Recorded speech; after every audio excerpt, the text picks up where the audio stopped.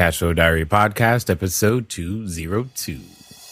Welcome to yet another exciting episode of the Cashflow Diary Podcast, the podcast that teaches you insider tips, tactics, and strategies for creating leverage streams of cash flow into your life. Learn from top-performing entrepreneurs, business owners, investors, and thought leaders from across the globe as they share their secrets to success. Like what you learn on this and other Cashflow Diary podcast episodes? Go to learninvestingnow.com and sign up to receive powerful tips and information that will help you succeed as an entrepreneur and investor. Now, here's your host, investor, entrepreneur, business owner, educator, speaker, author, and master facilitator of Robert Kiyosaki's cash flow game, Jay Massey. All right, ladies and gentlemen, welcome to another episode of the Cashflow Diary Podcast. I am your host, Jay Massey, and I'm glad that you are here today because we are talking to more of those excellent individuals that are out there that have done things that you may not have considered. This primarily being one thing. I know when I was first getting started, the idea of being able to earn a six-figure income all year was like, wow, that would be great one day if I could only possibly ever hope to have such a thing happen to me. But here's a new concept that I want to make sure that everybody understands is totally possible, and it is possible in many different ways. Instead of six figures in a year, what if you did that in a month? What do you think goes into making that happen? So instead of guessing at it, I figured, hey, why not gather some people who have done it, and then we can just ask them questions, and then all we have to do is go out there and continue to duplicate. You've heard it from me enough, right? And you know that real estate's a place to do it. And yeah, we've talked to some real estate people, but now we're going to be talking to something a little different. And I think you'll be able to gain some lessons from that as well. Today's guest is none other than Darryl Lyons, and he's out there in the great state of Texas. Everything is big in Texas, as you know. And so there's only one way to do income out there, and that's big because it's Texas. It almost makes sense, right? So we're going to find out how he's done it, how he does it, and most importantly, we'll see if we can't squeeze some lessons from him that will help you do the same thing. So help me welcome Darryl Lyons. Darryl, how are you doing? I'm good. Thank you. I know that when we first got started, we had some connection issues, but I got those all resolved, so I'm good to go now. Well, you know, technology is great when it works. So I'm guessing, though, this isn't the first time you've had a challenge in business. Is technology? I mean, you're not going to let something as small as a Skype connection hold you down. No, I'll figure it out. I've got about 30 computers around here, so one of them will work. You know, just keep plugging until something happens. Until something happens. Now, for those listening, and you being the first time guest on the show, could you give us a little bit of background, who you are, where you came from, but most importantly, what was the industry that you were able to do this in, and what is it that you're doing now? Yeah, I'd love to share that story briefly. And I do want to encourage your listeners, if they haven't seen your story on your website, they need to go see it. It was powerful. So if I do half as good a job as you did, then I'm in good shape. But I started out really without money, and we grew up struggling financially. So that could have been a part of the motivation to hustle and to earn a living, is just so you don't digress back into a trailer park in a small town called Castroville, Texas. So, I would say initially the motivation was just fear-driven. But once you start to figure things out, you start to figure out there's some ways to improve your skill sets, and then there's also some things you learn along the way, both by trial and error. And so what I did is to understand money as I started out in the financial services industry, but I was not one to just default into the industry. I was very focused, even at the age of 18, to be in the financial services industry because I wanted to understand money. And so I did work my way through college at Bank of America, and that's how I paid my way through school. But I didn't see how you could possibly earn a decent living, at least to the degree that I wanted to, without spending 35 years as a corporate executive and working my way up. And I just didn't have time for that. So I bailed out of the banking industry. And the financial services, which, as you know, because you were licensed, allows a really low barrier to entry, a very high barrier to success, but a low barrier to entry. And very much like real estate, you think you get in, you're going to make a ton of money, but that just isn't the case. You've got to nearly go bankrupt, which is what I did nearly several times.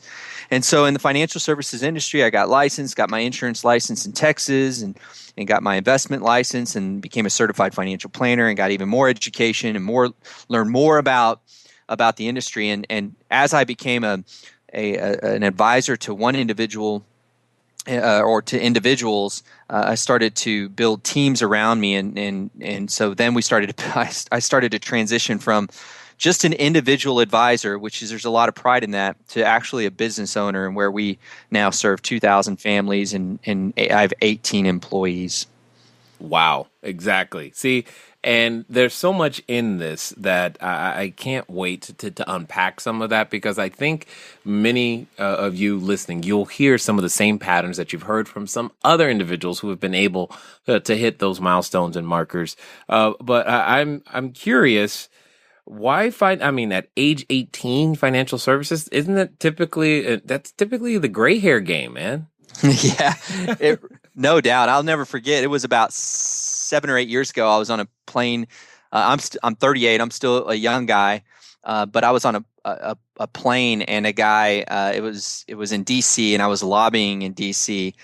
That's a whole nother story. But a guy sat down next to me and said, "Hey, man, if you look around, everyone on this plane has gray hair except you. So tell me your story."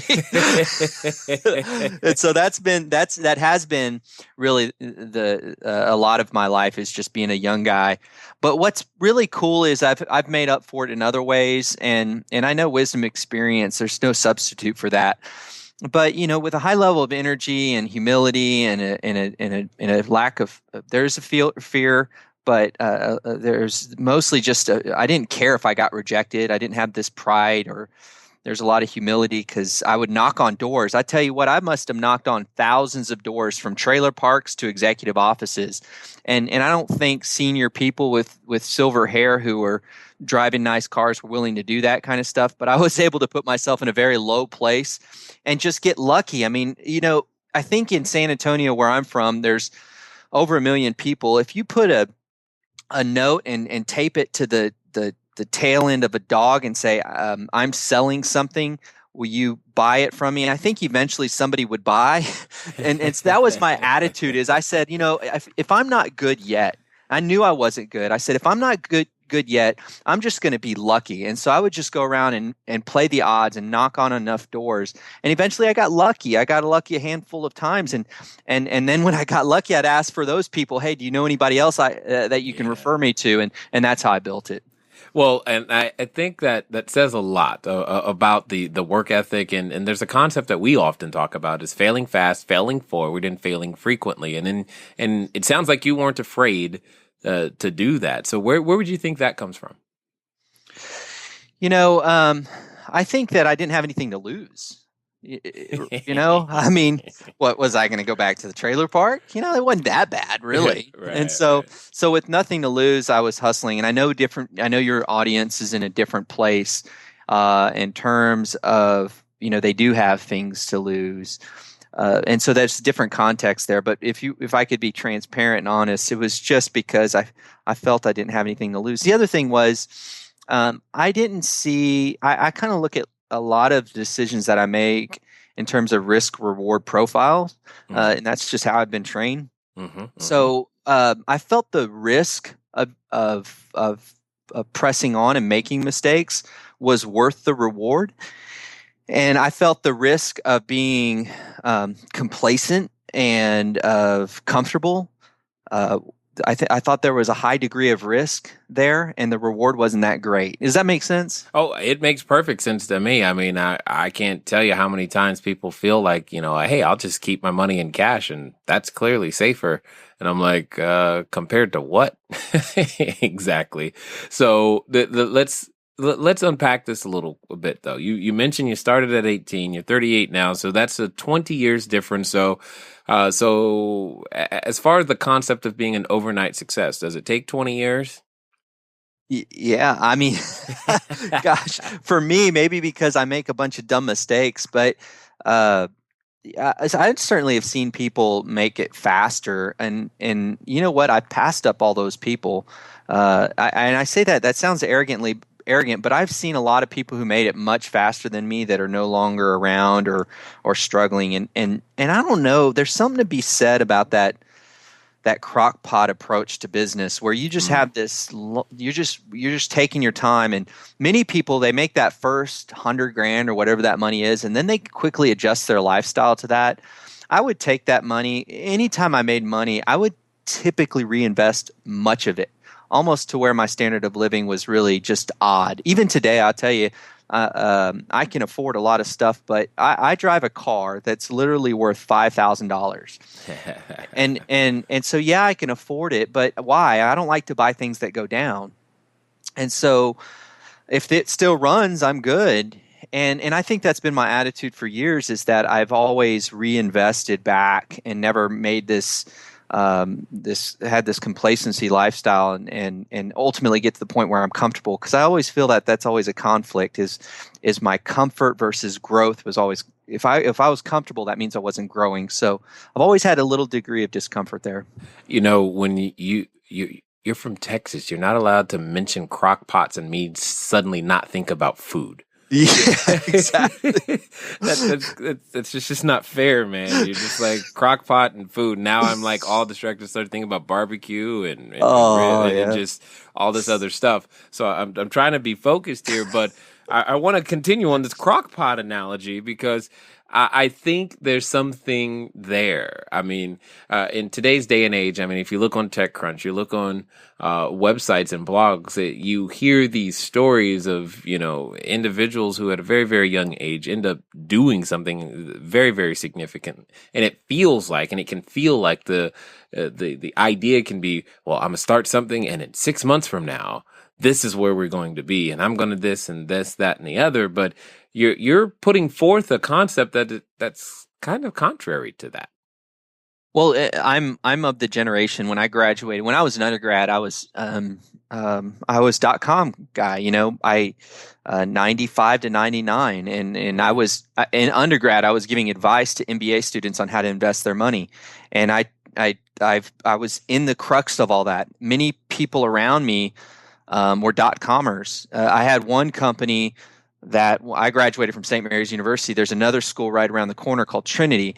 The kids there, we came out. I started my financial services industry. I was talking to somebody trying to pitch them to invest with me. These three guys said no. They were putting their money in this company called Rackspace, and this company went public and has done well, which is cool. That's the story that you hear. But I got to tell you, for every Rackspace buddy that I tried to pitch, there's about 10 or 15 of my buddies that tried to do it and are now working for somebody today. Right.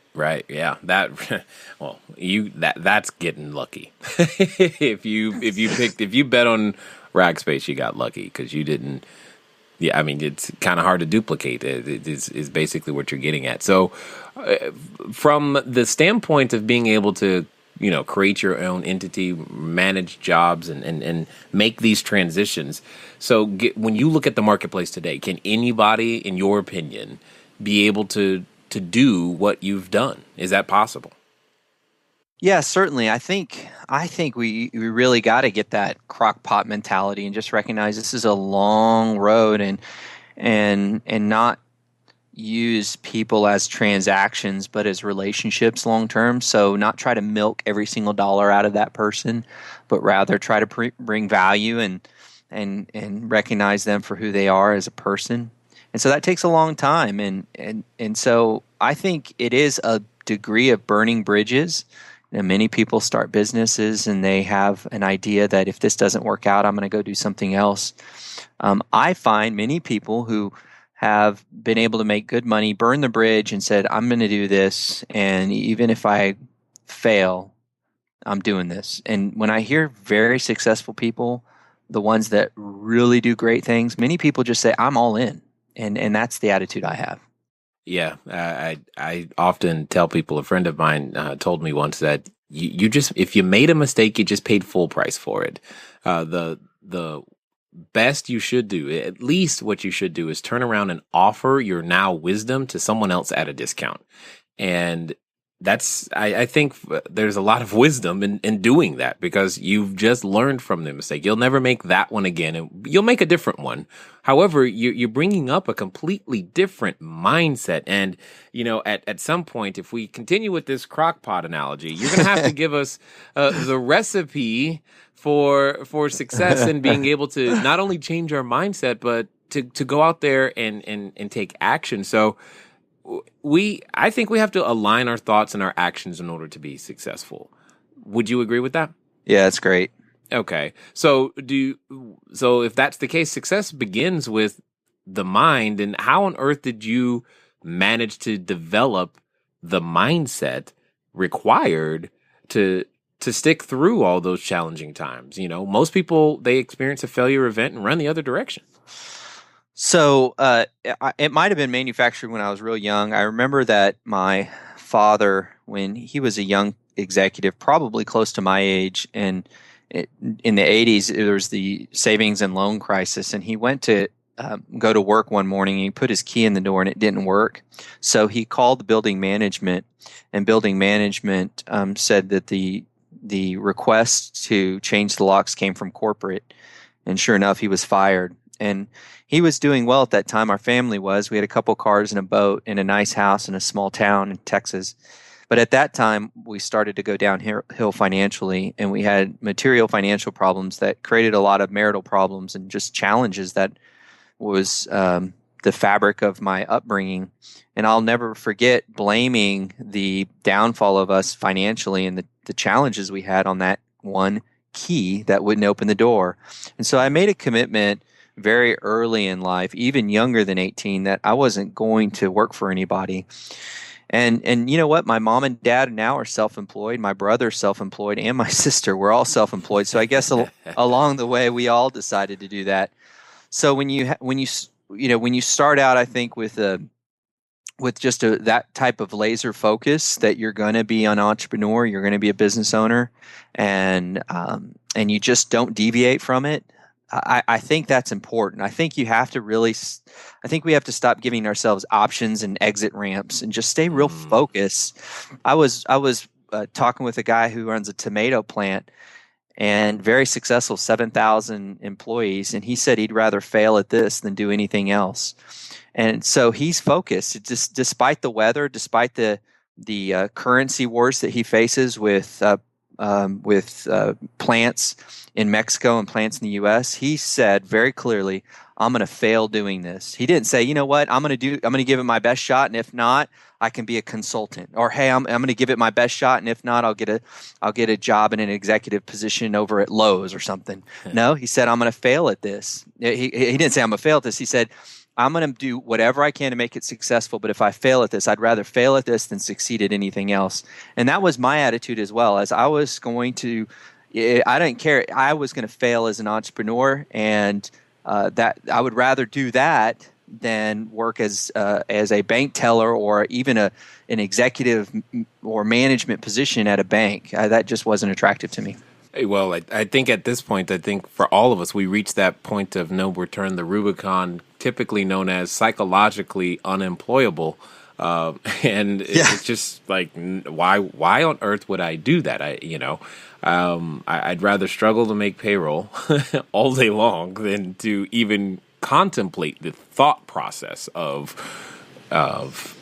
working for. I can't even say the words. It just doesn't even come out of my mouth. It's like, what do you mean, work for someone else? It seems so against the grain now.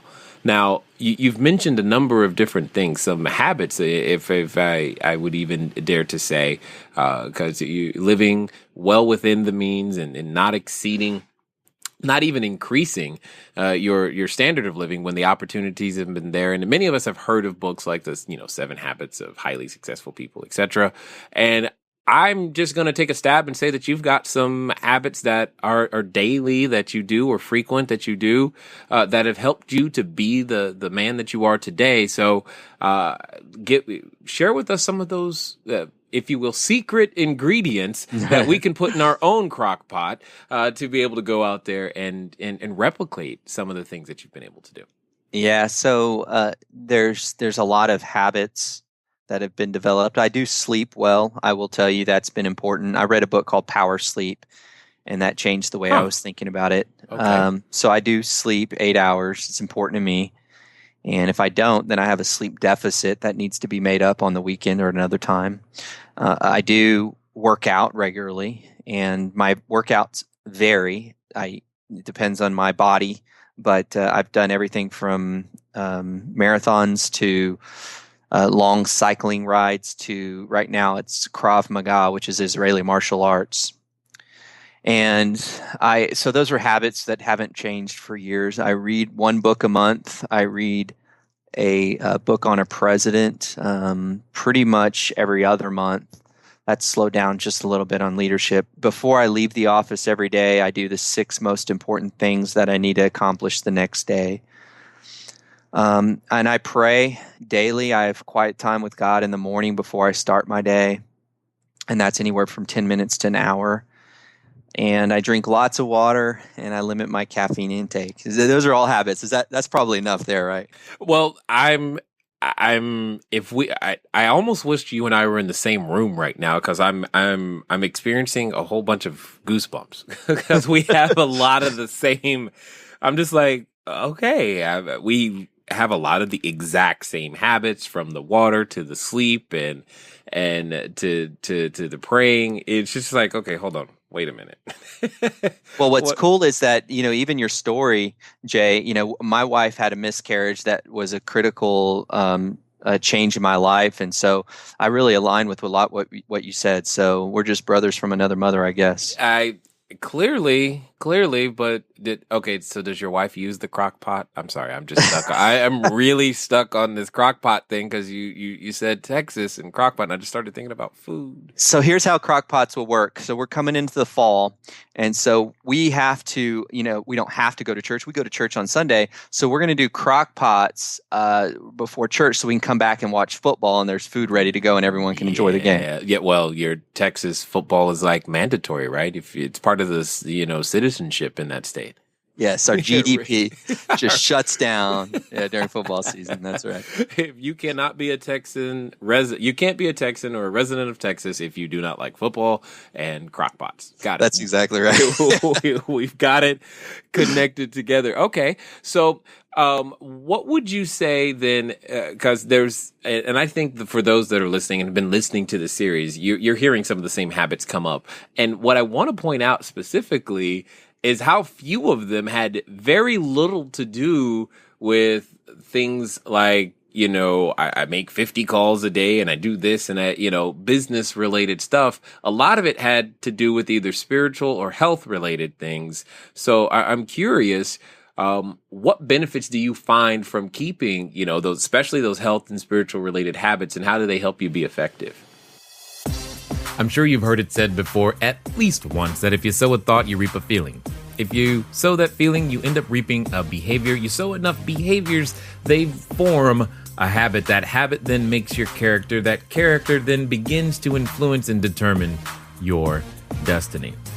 The whole point is, as you are being introduced to individuals who are out there, can we say, killing it? Listen to how they think, their emotions, their habits, and we're definitely going to want to pick some of those up and add them to your repertoire, because at the end of the day, if you can do some of these basic things, you do have a shot at numbers like you've heard thus far. Anyway, here's a good habit, in my opinion, is to pick up a book and read it. So you can go over to cashflowdiary.com/free book. Again, that's cashflowdiary.com/free book, or send a text message to 72000. The keyword is book. Text book to 72000, and that will get you a copy of Cashflow Diary, 10 Steps to Creating Wealth in Any Economy, emailed to you immediately. Now, as you listen to the rest of this particular episode, think about some of the thoughts and feelings and habits that you hear and ask yourself, which am I willing to at least try and take on and see what the results might be? Yeah, well, I can contrast it when I wasn't as, balanced. And I just found that I just wasn't as sharp. I would get frustrated real easy. I would get anxiety because, I wasn't sleeping or I didn't have perspective, because of my relationship with God was different than it is today. So I would put too much pressure on myself. So, when you have a lot of pressure and anxiety and fear, people sense that, and the clients and the customers sense that. You're anxious to get a sale and you don't have that patience. And so I think when we change our lifestyle and our approach to life, we tend to be a little bit easier to work with and easier people to do business with. And so, yes, I've had those habits of business that were, in fact, I used to tell myself 3 a day keeps the creditors away. That means I made 3 calls. Oh my God! You did not just say that. Yeah. Okay. Let me. Okay. You are killing me right now. I tell everybody that I said 5 yeses a day keeps poverty away. I am not kidding. Those that are in our membership, those that have been listening for a long time, they're probably freaking out. Like, okay, Jay's talking to himself right now. So this is awesome. You're just ambitious. So you have 5, I had 3, right? Right. I was just trying to eat. That was my goal. I was just trying to eat. This is crazy. How many things are coming up here. Okay, so let's talk about. let's see if we match here too. Let's talk about the money, the aspect. I mean, you're in the business of money. So are we to a different degree, but we have to have a certain mindset about it, having it, not having it, what we believe we can achieve financially. I mean, to some degree, comes a lot from the upbringing, where we've been, what we've been through.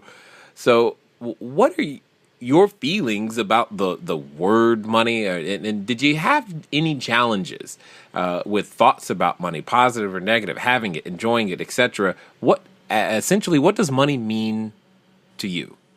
Such a good question and really an hour worth of conversation, but I'll make a few key points that I think will resonate with your audience. First of all, I've been with and without. I'd rather be with than without. I think it's easy to say.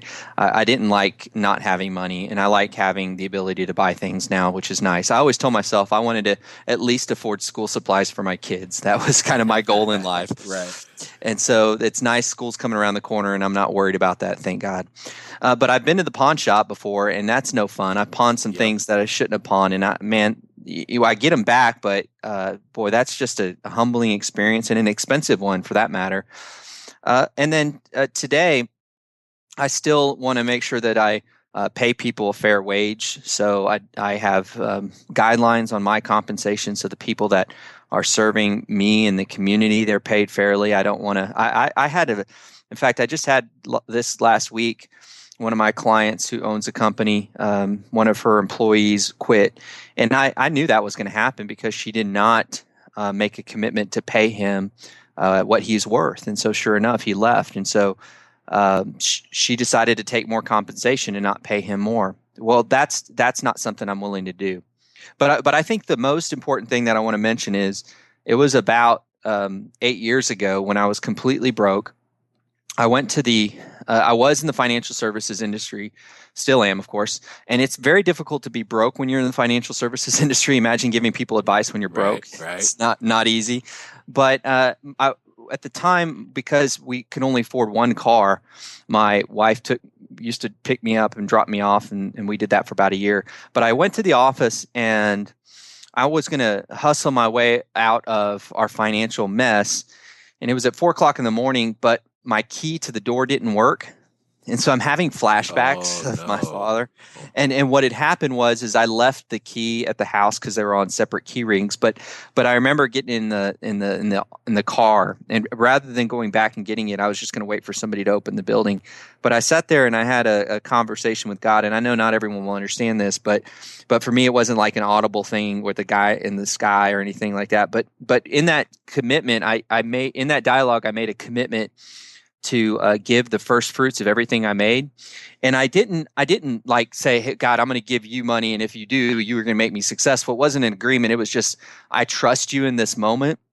And despite the circumstances, I'm just going to prove that I trust you. And so I made a commitment when I was broke to give, and I've made that commitment ever since. And so what I've also identified is that because I'm very active in the way I give, and I'm systematic about it, even when cash flows are up and down. I've also talked with a lot of people that do give and give their first fruits, not the leftovers, but as a testament of trust. It creates a different attitude with money, and so I've noticed working with thousands of families on their finances. I've noticed that people who have that commitment to give tend to be happier with their money. Yeah. Yeah. Yes, brother from another mother again. I mean, but one of the things that I think was interesting is the decision to, and I call it putting myself on financial restriction.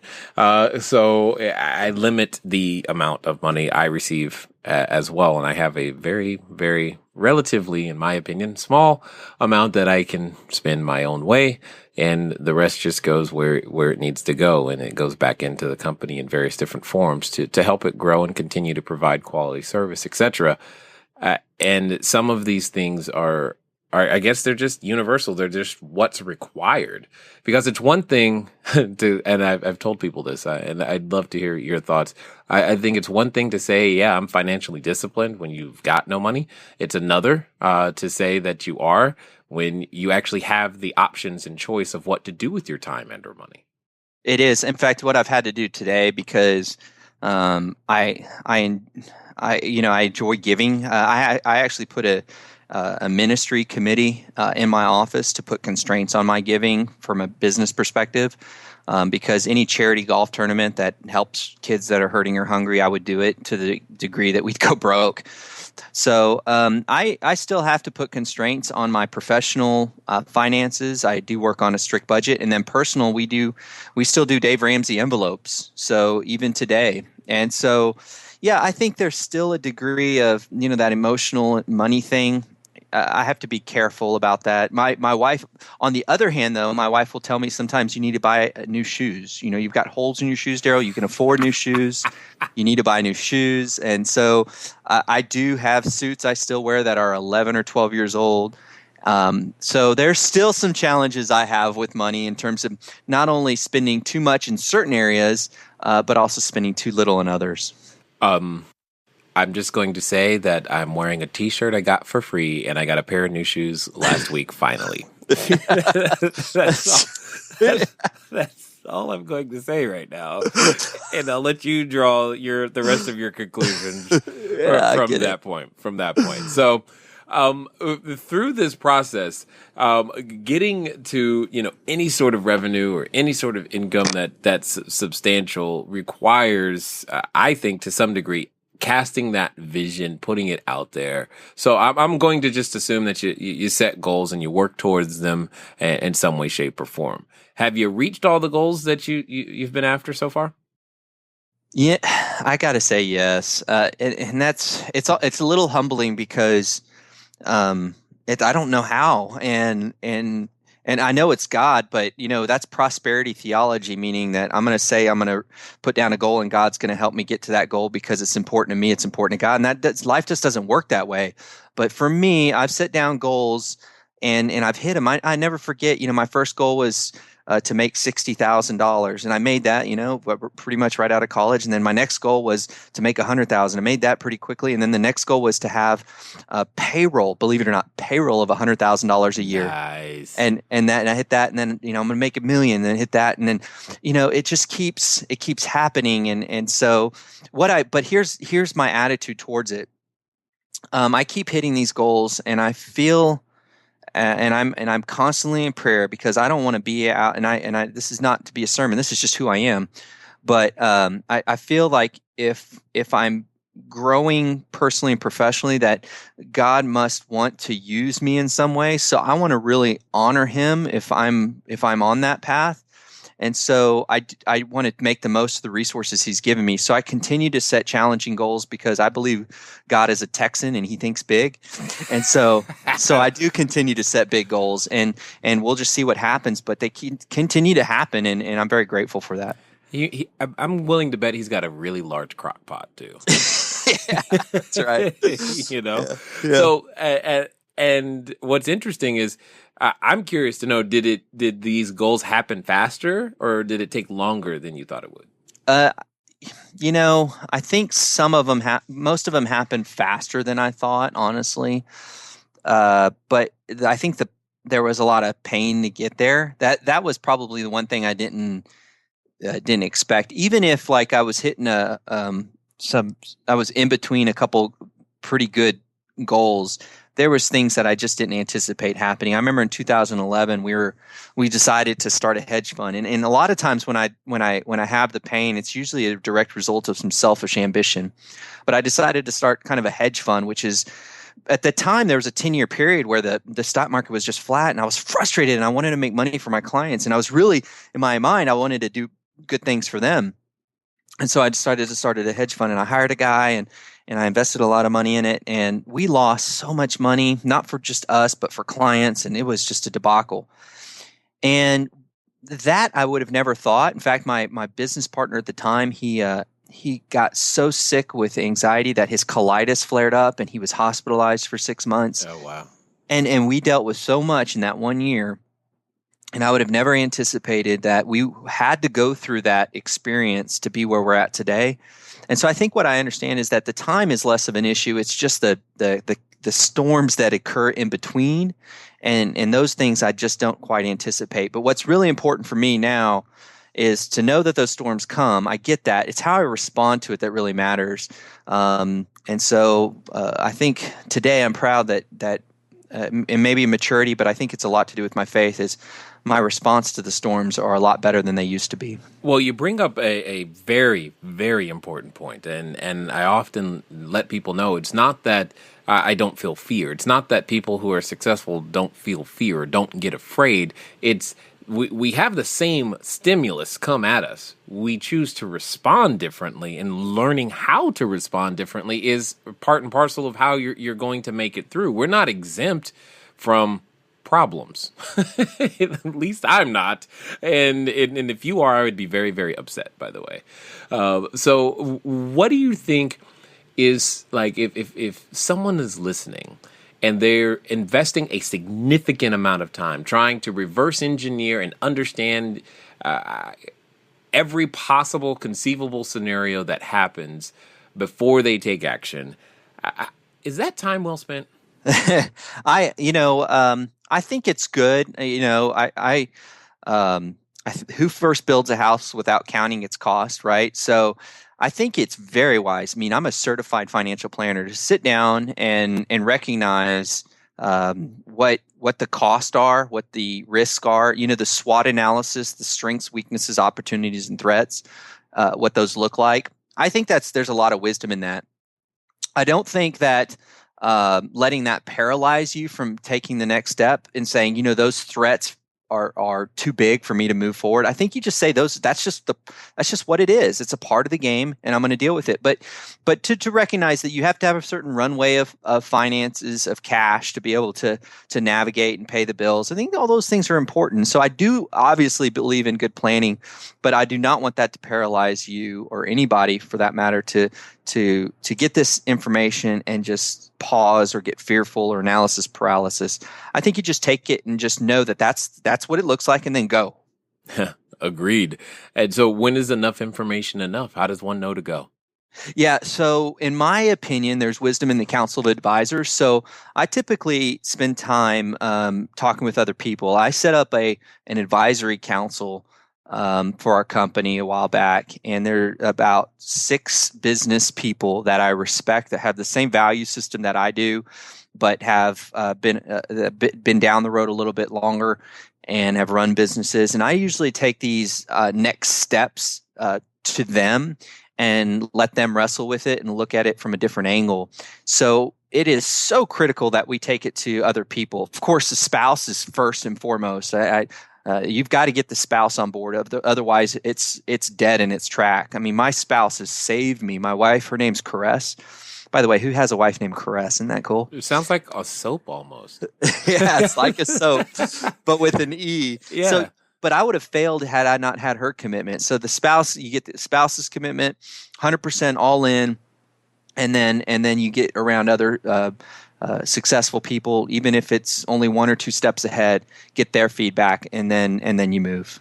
Well, so Your spouse has a unique name. My wife's name is Poppy, which is not exactly normal. So you've got soap, I've got a flower. This is awesome. And we both have people we go to for advice. And what I find interesting is that you said business people. So it wasn't necessarily mom and dad or someone who has never had any experience in business that you're asking, because sometimes I see people, hey, I talked to my friends and this is what they said, but you know what? They've never wrote an offer, never did a deal. They don't have customers, and you're listening to them. Yeah, and I get that a lot because I give people advice on their investments, and their uncle, told them to do something. And I had one the other day that said, Darryl, my investments aren't growing as well as my friends. He made $60,000 last year on his investments. I said, well, how much does he have? I don't know. He made 60 grand. I mean, he could have $2 million, and that's a 3% rate of return. I have no idea. Right. And so we don't really have a context. And so I get so many people who have opinions. And, their opinion could be as good as the Chinese food they had for lunch. If it was good Chinese food, their opinion is good. If it was bad, it was bad. And so absolutely not. I am not interested in haphazard opinions. I want people who've been there and also who have wisdom that, if they're going to give me marital advice, I want them to have a solid marriage. If they want to give me dieting advice, then I want to know that they're in the game too. If they're giving me business advice. So I'm going after people who have a track record of not being perfect. I'm not asking for that, but just a track record in that space. Well, we all know there's only one person who's ever made it perfectly, and he's written a really good book that has lots of direction in it to help us figure those things out.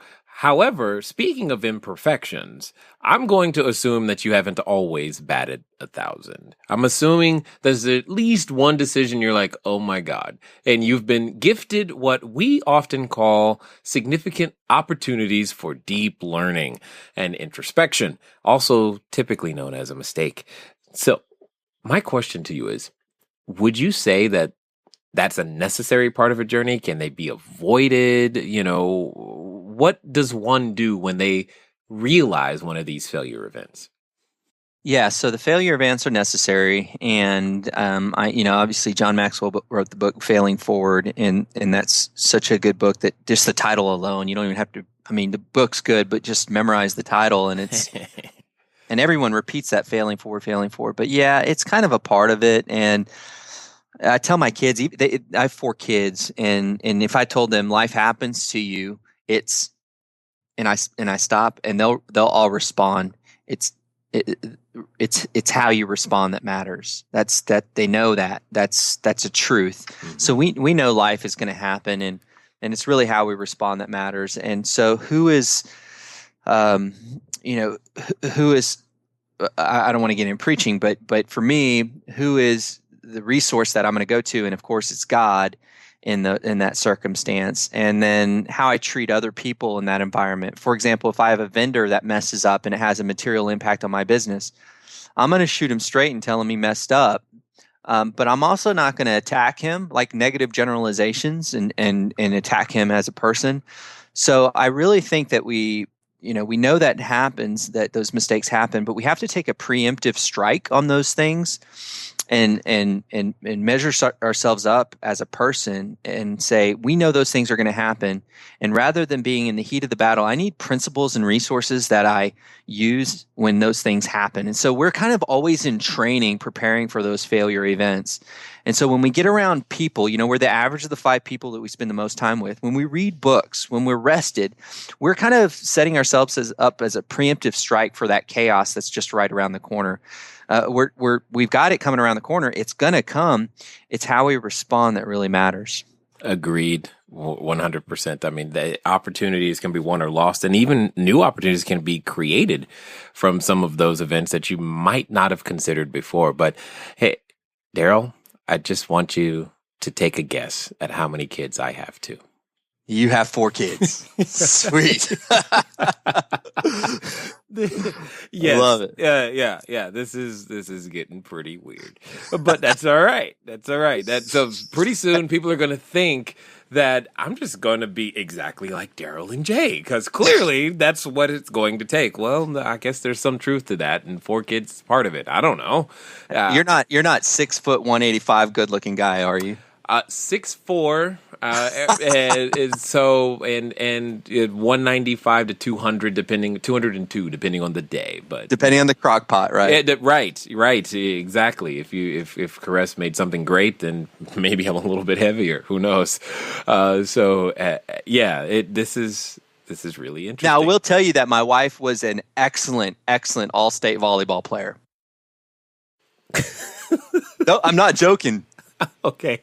My wife is in the Hall of Fame for volleyball and track at her college. Nice. I'm not kidding. This is crazy. All right. So who knew? So see, now they really know the inside of what it's going to take. You need a spouse that plays volleyball. You got to have 4 kids. I mean, hey, if we're breaking down, if you want to get to that 100K in 30 days, this is what it's going to take. Obviously. Who knew? That's great. That I think it's just pretty interesting. That just the number of things that are the same. So with all of these things that have happened and transpired for yourself and your business, I mean, I know I love creating jobs. I love the idea when you increasing payroll and et cetera. And I can remember when I started paying people more than I used to make in the corporate world. And I was like, when did that happen? When did I become that guy? What have been some of the mindset shifts, the challenges, the things that you were just like, why? Like, do you ever step back and just go, wow, this is like my life? Yeah, all the time. Day before yesterday. So yesterday I went to Schlitterbahn with my kids and spent all day. So in the middle of the week, we went to Schlitterbahn, biggest water park in the world, right up the road from San Antonio. And I took my kids there and I just blew out Wednesday we opened the park at 10 and closed it at 8. I mean, I'm exhausted today. But the day before that, I was in one of those pinch me kind of things. I was asked to be a keynote speaker at a luncheon, 150 business people. I did the presentation. Apparently, I did great because when I'm done, I have books. My book, Small Business, Big Pressure, and so I'm sitting there with a stack of books, and the line's out the door. I couldn't get to everyone. I'm signing autographs, doing that author thing, and I'm done. I'm like, holy cow, did that just happen? And so that was absolutely crazy. I told my wife, I go, this is just nuts. I mean, do they know who I am? I mean, I'm just, right. I'm just a normal guy like anybody else, but certainly have a passion to helping others through business. And I think they saw that when I was on stage. These moments happen all the time. And the reason I think it's important for me in particular to say, man, this is just amazing, is because I think in the essence of that appreciation of those crazy things that you would never think would happen, I think there's humility in that. I think when I get to the point saying, yeah, this is me, I deserve this, and kind of walk with a limp a little bit, I think in that moment, I think I'm done. I think I'm toast. I think that's the point where pride takes over. And that's in my experience been one of the falls of any great men. And so I really appreciate that. I appreciate those moments. And when I don't appreciate those moments, I need to be concerned. Indeed. I get you 100%. And I'm sure at this point, there's a few more people who might actually want a copy of that book or track you down in some way, shape, or form. So for those that are listening, tell us how we can find out more about you, what you're doing, maybe even pick up a copy of the book. Yeah. So what's the good news and bad news is my book launched and it had a successful self-publishing launch that it actually stopped distribution, got picked up by a New York publisher. It'll be relaunched in January 2016. But in the meantime, if somebody wants an ebook that I did, which is really good through a lot of research, it's 30 small business startup mistakes. They can get it on my website, and that's smallbusinessbigpressure.com, and they put in /mistakes. The ebook costs money, but if they put in a code for your audience, it's Cashflow, they'll get it for free. I like that code. That's for sure. So that's perfect. That's perfect. I think there's going to be a number of individuals who are interested in understanding more of the systems and the things that it's going to take to be successful. So as we wind down here, let me ask you this. If someone was coming to you and thinking to themselves that, I want to get in business, I think, but the idea of getting to, that level of revenue, I don't know what it's going to take and what I'm going to do. What would you just say to them in general? What would you encourage them to do to be able to figure out if they've got what it takes? I don't know if this is the answer that your audience is going to want, but it's really putting two things: putting one foot in front of the other every day. So it's just slow and methodical, and not expecting it overnight is the attitude of choice. But also an attitude of solving people's products. Solving people's problems, not selling products. Right. So I think if you go in with an attitude that you have a really altruistic heart, I'd call it ideal pragmatism, where you are really want to solve people's problems, but you need to make a profit, which is really what business is solving people's problems, but with a profit. If you really have that attitude, then I think the money comes. And I know that sounds odd, but I believe that to be true. And you have to make good business decisions along the way, unless you're in the ministry or nonprofit. But if you're in the for-profit, you put together a good business model and you execute with excellence, but just really have that attitude of solving people's problems, I think you win. Agreed. 100%. And I hope for those of you listening that you're getting something out of listening to these higher performers, high achievers, big thinkers, and in this case, people who use a crock pot very well. Darryl, I just want to say thank you, honestly, for just taking the time to be able to invest, your information, your knowledge, and your understanding here with us at the Cashflow Diary. Oh, my pleasure. I had fun. All right, ladies and gentlemen, you know what time it is. It's time for you to move at the speed of instruction. I can tell you something that I'm going to do. There's a book out there that he mentioned called Power Sleep. I know I've been tracking my sleep. It's something that I do. I like to make sure I get a number of good cycles in, etc. every night. And I've got this neat little alarm clock that wakes me up at the perfect time in my sleep cycle, which works very, very well. So I'm kind of interested to find out more. I know that that's something I'm going to do, and I'm sure you heard something in general as well that you can do. Well, when should you do it? The answer is now o'clock. So go make it happen. It's been fun talking to you today. I look forward to talking to you soon. Until next time.